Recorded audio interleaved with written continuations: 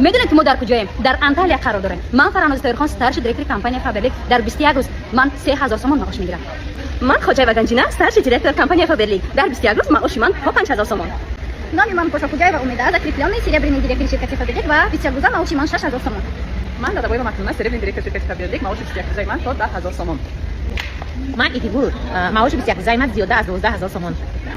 من فریم نواز ستارش دیرکتور کمپانی فابرلیک معاش 21 روز من از 4 تا 5000 تومان. من سکرامه فاتودین زمانی من ستارش دیرکتور معاش 21 روز من 5000 تومان. میخواید که چنین معاش بگیرید پس با کماندای ما همراه شوید.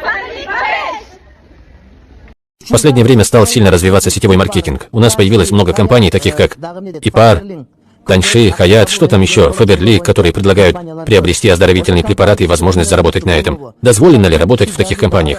У них такая система. Ты подписываешь под себя людей, и они в свою очередь подписывают под себя, и за каждого нового подписчика ты получаешь бонусы. Если вы приобретаете их товары в целях лечения, шариат это не запрещает. Предположим, вы пьете их чай, пользуетесь кремами этой фирмы. Все это разрешено шариатом, при условии, что их продукция не наносит вам вред. Но если вы работаете там не с целью оздоровиться, а затем, чтобы собрать под себя как можно больше людей и получить деньги через них, тогда вы уже начинаете выходить за рамки нашей религии. Ислам не одобряет, когда кто-то наживается, не прикладывая своих усилий.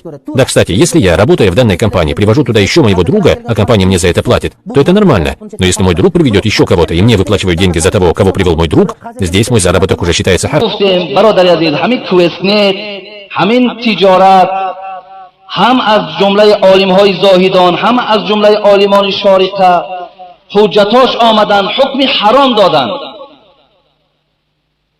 و شرط گذاشتن که گفتن که از همه آن چیزی که حرام کننده این تجارت است اینجا تجارتی با شرط است شرطی یعنی تجارت با شرطی شد تجارت حرام میگردد تجارت شرط نیست مثل که اگر یک همه آدمی که در همون کوئسنر می‌دراید خودشون میدونن تا دو آدم دیگر شرط همی های تا نیاری دو آدم دیگر تجارت تو چی است دوام نداره برای همین شرط همین تجارت حرام کردگی است